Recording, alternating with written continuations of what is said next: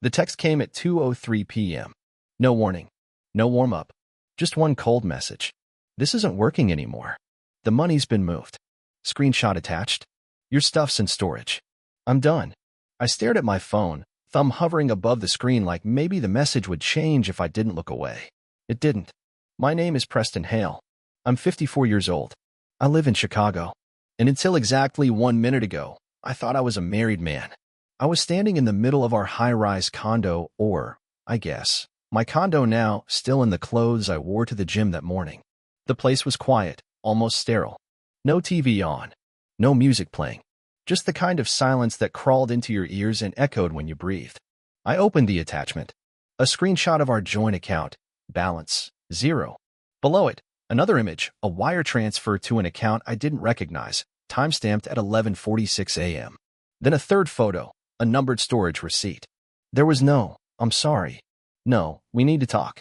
Just digital proof of a clean exit. Erin was supposed to be visiting her sister in San Diego. She kissed me on the cheek yesterday morning, rolled her Louis Vuitton suitcase to the elevator, and said, "Don't burn the place down while I'm gone." I remember laughing. She didn't. Now I saw it for what it was, the soft launch of an escape. I sat down on the edge of the bed. Not on her side, mine. Muscle memory, I guess. Her pillow was still fluffed, the faint smell of her lavender shampoo clinging to the sheets. I stared at it for a while. Then I reached for my laptop. It took me about 3 minutes to confirm that every shared account was either emptied or locked. The house fund. The brokerage we opened 6 years ago. Even the backup checking account we kept for emergencies, she hadn't missed a single one. That was when the shame started to sink in. Because I wasn't shocked. Not really. I'd seen the signs. The subtle way she started turning her phone face down when I walked into the room. The way dinner conversations slowly shifted from us to her. Always her.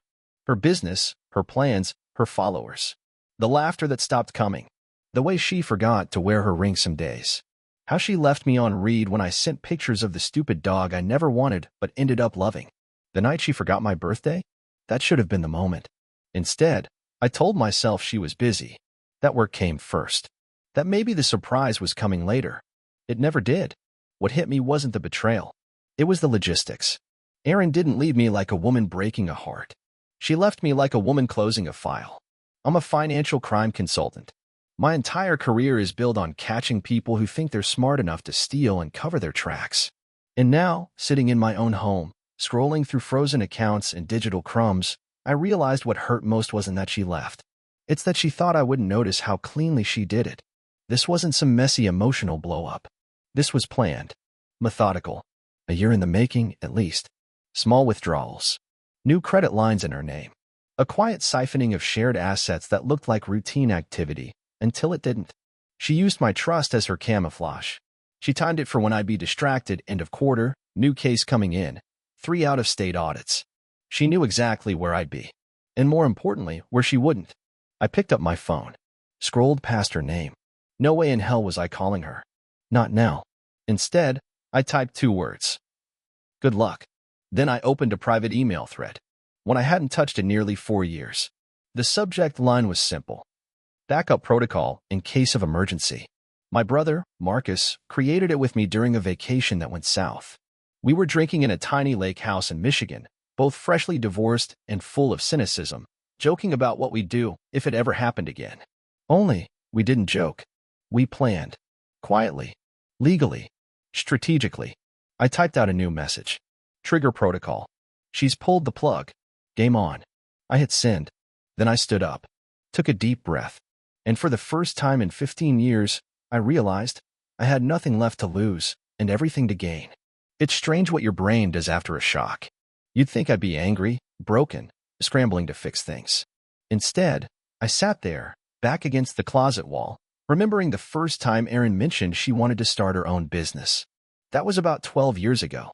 I had just finished a multi-month audit on a foreign investment fraud case, dead tired, and she came home talking about a friend of a friend who was killing it with boutique catering.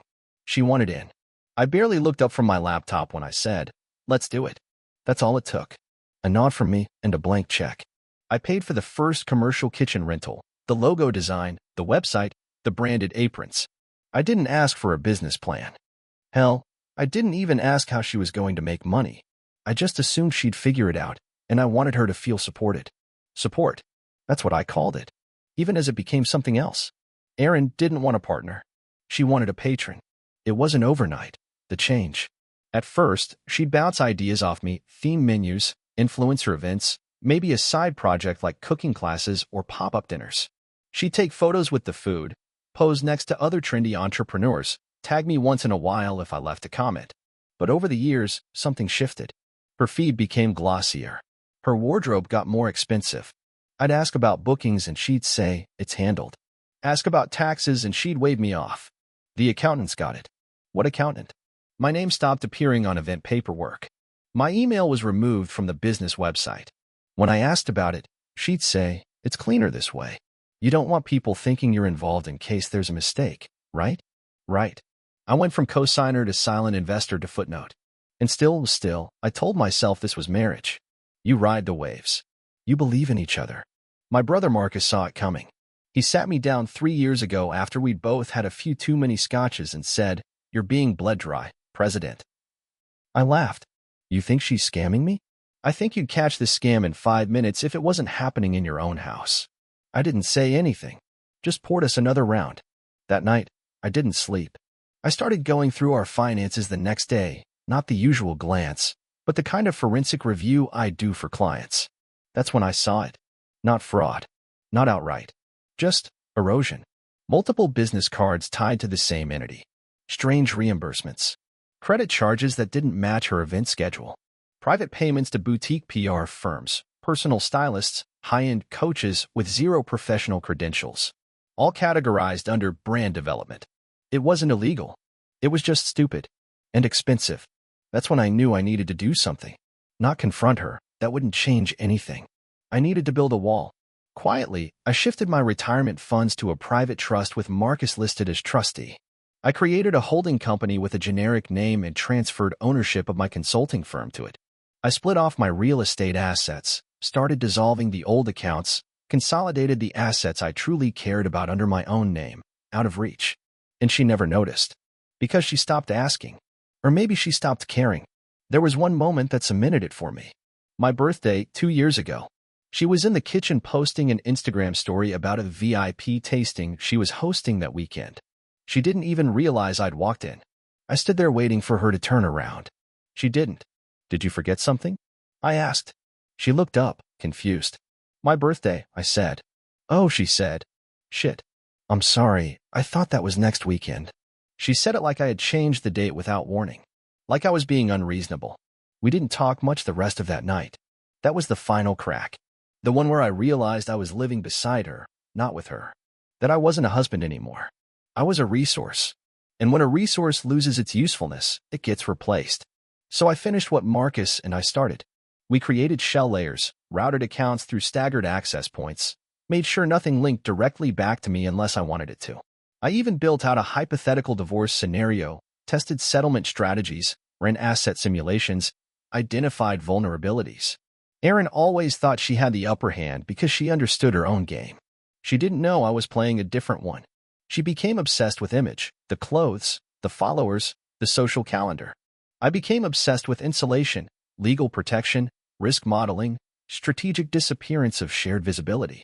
Now here I was, sitting in my condo, her absence still echoing down the hallway, and I wasn't panicked. Because I'd already accepted this outcome. A long time ago. I opened the contingency drive. Began filing the incident reports. Every transaction. Every memo. Every flag I'd saved over the years. Timestamped, cataloged, annotated. Not for court, not yet. But ready. Somewhere in California, she was celebrating her clean exit. She thought I'd be stunned. Paralyzed. But what she didn't realize was this. When someone like me sees the patterns early, we don't just plan to survive. We plan to win. The morning after the message, I woke up before my alarm, if I even slept at all. The condo was still, sunlight creeping through the floor-to-ceiling windows, catching the edges of my furniture. The place felt too clean, too untouched, like it had been staged for a sale I didn't approve. I brewed a pot of coffee. Not the usual espresso she used to drink with oat milk and collagen powder. Just plain black coffee, no sugar. My old habit, the one I gave up when she told me it smelled like sadness. I sat at the dining table, opened my laptop, and got to work. First move, freeze every remaining account with shared access. My consulting firm account, safe. The rental property accounts, untouchable. The investment brokerage we once shared, already locked. I flagged the transfer she made yesterday, not because I thought I could reverse it. I couldn't, but because it created a paper trail.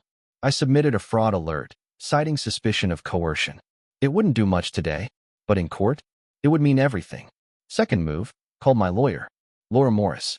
Cold, brilliant, and fully aware of Erin's history. I'm pulling the cord, I said. I figured it was only a matter of time, Laura replied. She finally cashed out. Cleaned everything. Good, she said flatly. That means we go on offense. Third move, filed for divorce. No passive separation. No cooling off period. Just full paperwork, electronically filed, time-stamped, and served to her business manager within the hour. I knew Erin wouldn't see it coming. She'd expect me to stall, mourn, call her, beg.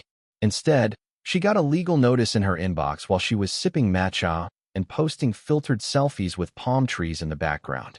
By noon, my phone lit up. Erin, 8 missed calls. Erin, 4 messages. Erin, voicemail. I didn't open a single one. Instead, I drove to the storage unit.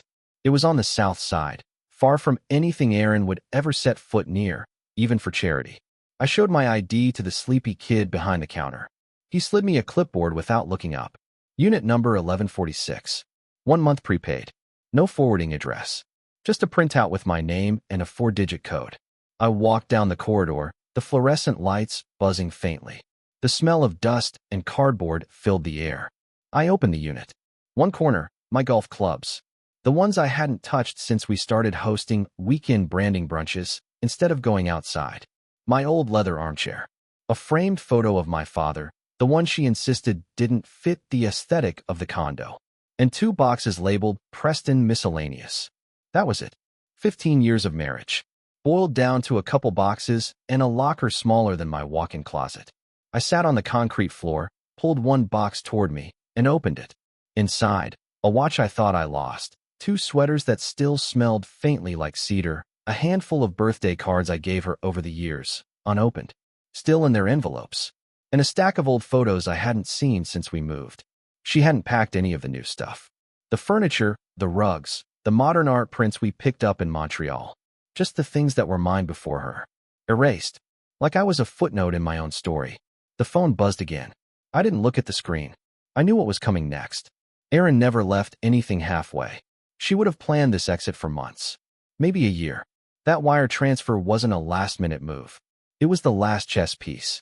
She'd been siphoning money in increments, counting on my trust, slipping funds into personal accounts under the guise of business costs, reimbursements, vendor fees. All small enough to stay under the radar. I had trusted her. I loved her. And she'd treated our marriage like a long con. I went back to the condo that night. Packed a bag, not the suitcase kind, just a duffel with clothes I liked and a few essentials. Left the rest. She could have the place. I'd make sure she didn't keep it, legally, but I didn't want the furniture, the sheets, or the mirrored credenza she loved so much. That wasn't my life anymore. Before bed, I opened her Instagram. It was stupid, but I wanted to see. She'd posted a story. Sunset over La Jolla. A glass of wine. A caption that read, "Sometimes you have to let go to grow." I laughed out loud.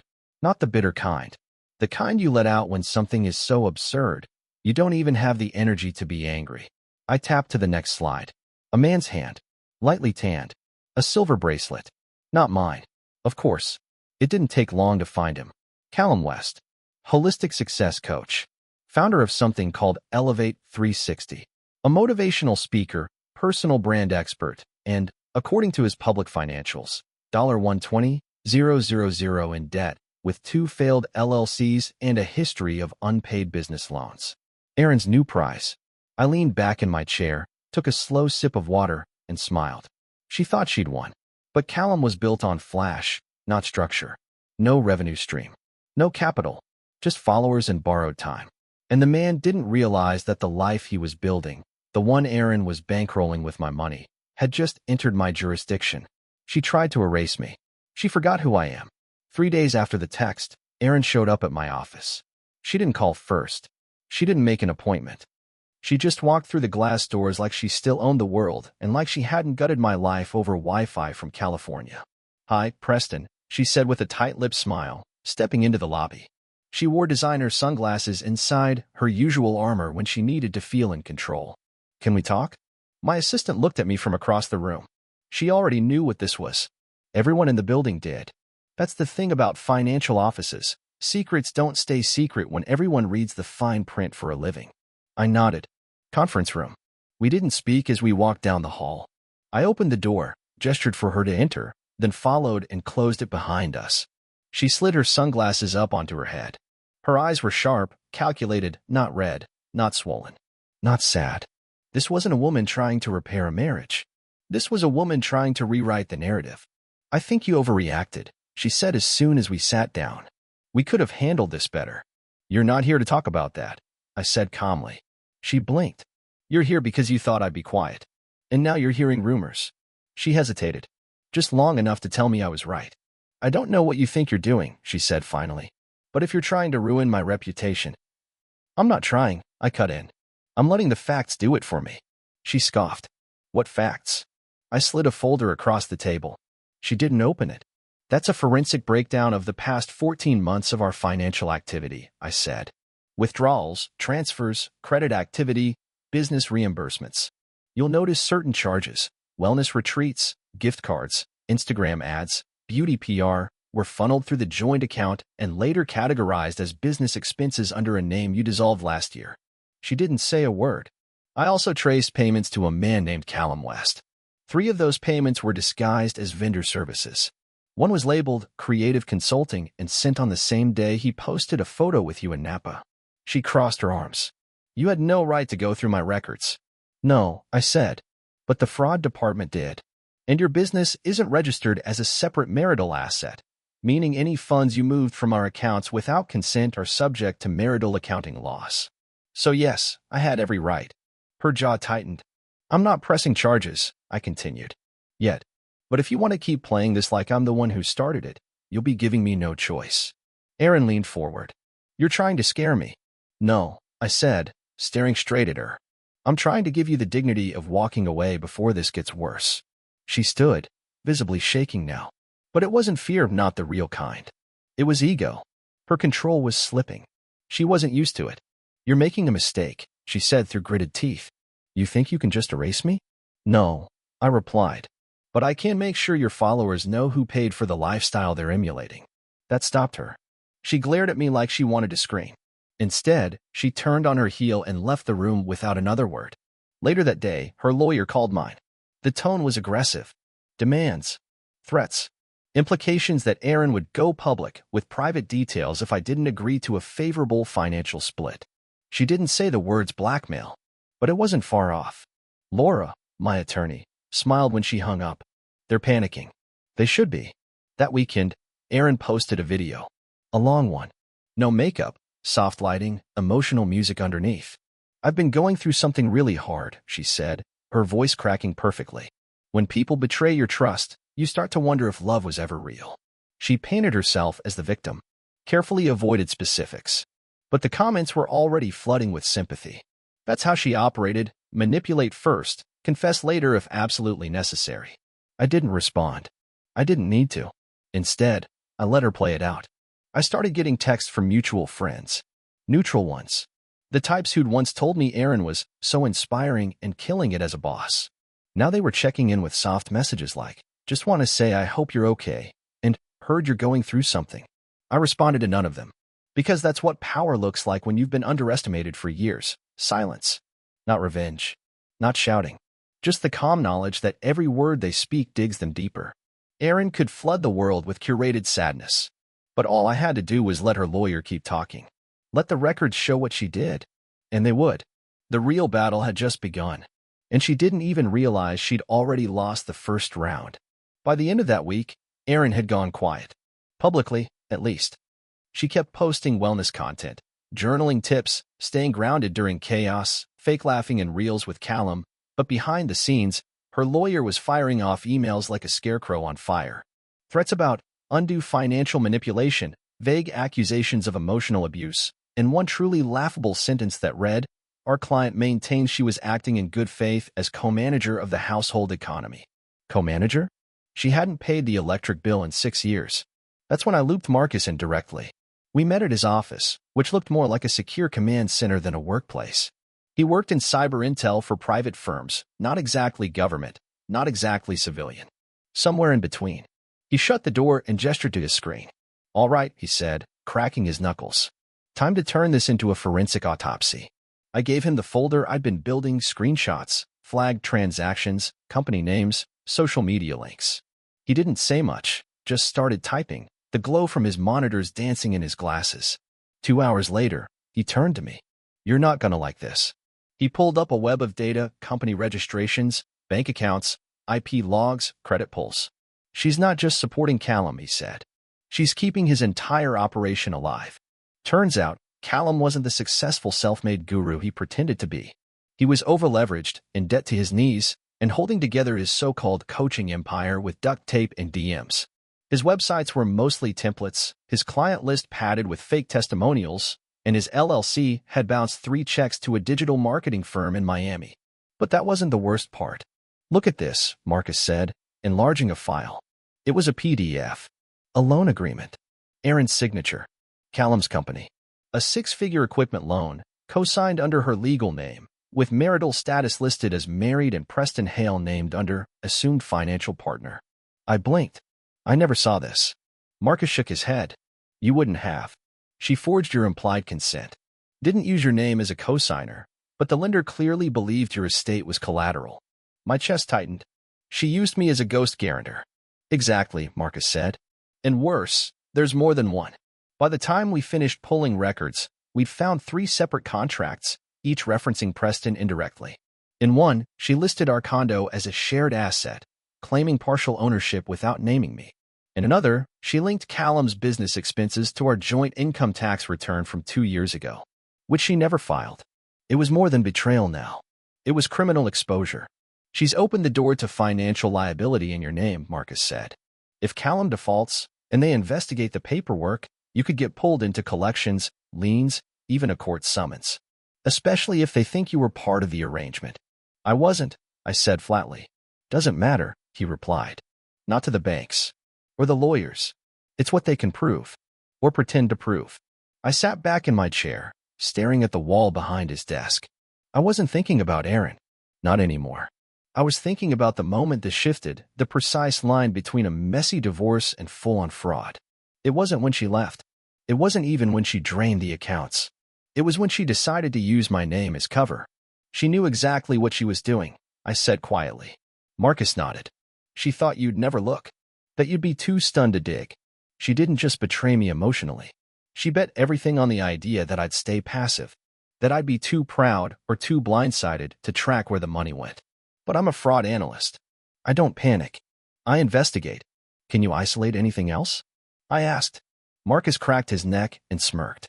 "I can trace this whole thing to the day she met him." He pulled up a photo, a time-stamped image from a tech conference in Austin, where Erin had catered some influencer brunch. In the background, Callum, holding a smoothie, standing beside Erin. Casual. Grinning. 2 weeks later, Erin opened a new business account.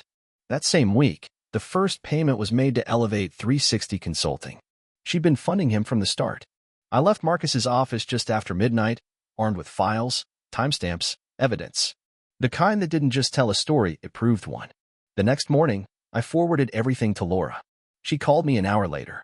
"This changes everything," she said. "The court won't just see this as marital misconduct. They'll see it as fraud. And if we can prove you were exposed without consent, she's liable for the debt." "What happens to Callum?" I asked. "If he signed knowing she misrepresented you?" "He's toast. Civil suit minimum. Criminal charges, if we push it." I didn't answer right away. Because for the first time since this started, I wasn't angry. I wasn't even surprised. I was ready. Erin had built her empire on filters and fantasy. Now it was time to strip away the fiction. One bank statement at a time. Callum West's coaching center was located in a trendy brick building downtown, all exposed beams and motivational posters. The logo, a stylized compass and flame, hung behind the front desk like it meant something. A 20-something receptionist in a blazer and sneakers asked if I had an appointment. Tell Callum that Preston Hale is here, I said, calm but firm. The smile on her face faltered. One moment. She stepped away quickly. Less than a minute later, a door down the hallway opened, and there he was, Callum West in the flesh.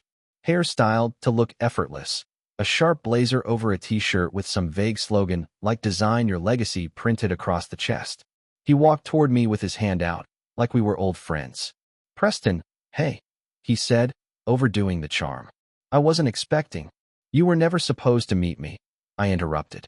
"And yet, here we are." His smile twitched. "Right. Okay. Why don't we step into my office?" He led me down the hall and into a glass-walled room filled with velvet chairs and fake ferns. There was a diffuser puffing lavender mist into the air. The walls were lined with books he probably never read, all on leadership, personal growth, monetizing authenticity. I closed the door behind me. Callum gestured to the couch, but I stayed standing. I pulled a slim file from my coat and dropped it on the desk between us. "What's this?" he asked. "Everything," I said. "Loan agreements, bank transfers, communications between your shell companies, screenshots of Erin's payments. Oh, and 3 separate contracts that reference my name, estate, or marital assets as financial backing." He didn't move. "She used me to get you funding," I continued. "She implied my consent, falsified her financial status. And you didn't stop her." Callum finally sat down. Not gracefully, more like his knees gave out a little. "Look," he started. "I didn't know." "You did," I said, cutting him off. "You knew you weren't self-funding. You knew she was married. You didn't care where the money came from as long as it showed up." He swallowed hard. "This isn't illegal." "Not yet," I said. "But if I take this to a fraud investigator, that changes." He went quiet. "You want to be a motivational figure? Start by taking accountability." I reached into the file again, pulled out a second envelope, smaller, sealed. "What's that?" "Your warning shot," I said. "It's a legal draft. 1 copy for you, 1 for your accountant, and 1 for the lawyer I'll contact if I see so much as a single cent transferred from anything connected to my name." Callum paled. "Erin thought this was all just financial clutter," I said. "She forgot she married a man who built his career catching people like you." He stood up now, hands raised. "I didn't ask for any of this." "You asked for the money," I replied. "You didn't care where it came from. That makes you complicit." He sat back down slowly. "I want one more thing," I said. "There's a list of personal items Erin removed from the condo. Not valuables, not jewelry or art. Just mine. Old letters. My father's watch. A few photos. Sentimental things." He looked genuinely confused. "I don't think I've seen." "Check your storage unit," I said. He didn't respond, which told me he knew it existed. "Tell her I want them back," I said.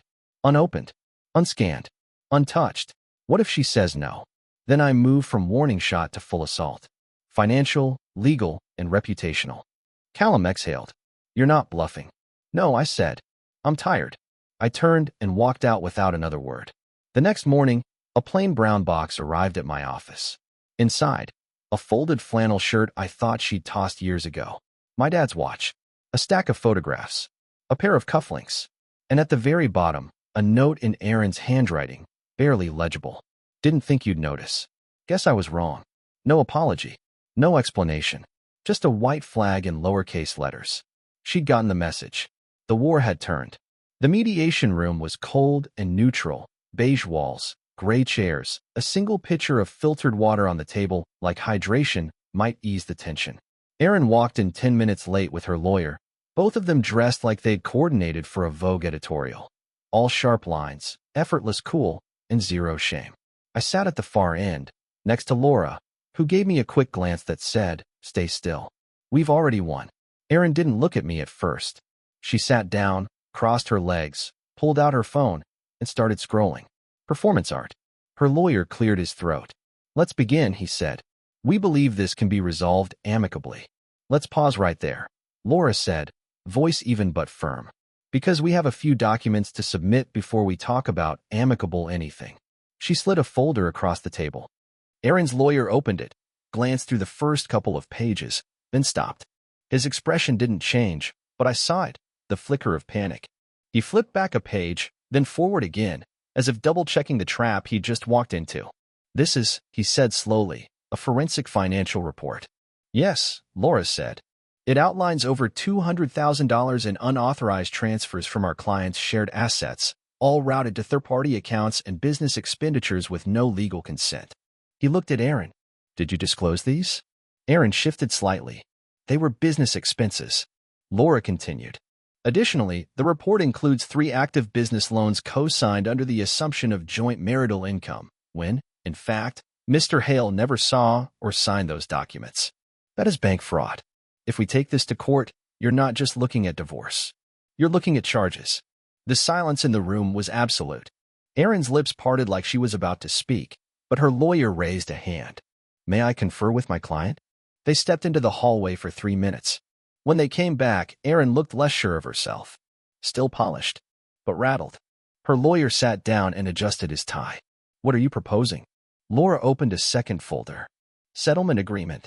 In exchange for waiving criminal pursuit, our client requests the following.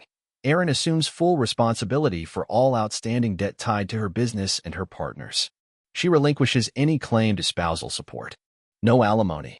No split of residual assets. She keeps the personal business property in her name and walks away. Erin's face went stiff.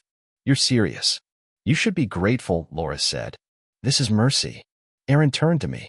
It was the first time she looked me in the eye since she left. You'd really let me sink like that? She asked. I didn't flinch.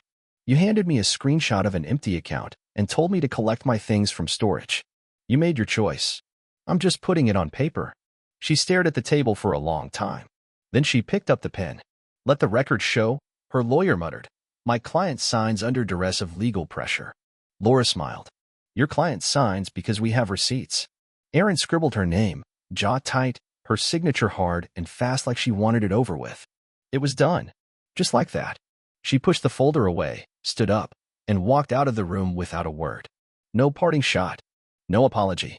Just her heels clicking down the hallway until the sound faded. Laura closed the file. That, she said, was surgical. I didn't answer. Not right away. I was still staring at the table, at the pin she left behind, gold-plated, engraved with her initials. The kind of thing you order when you think you'll always be winning.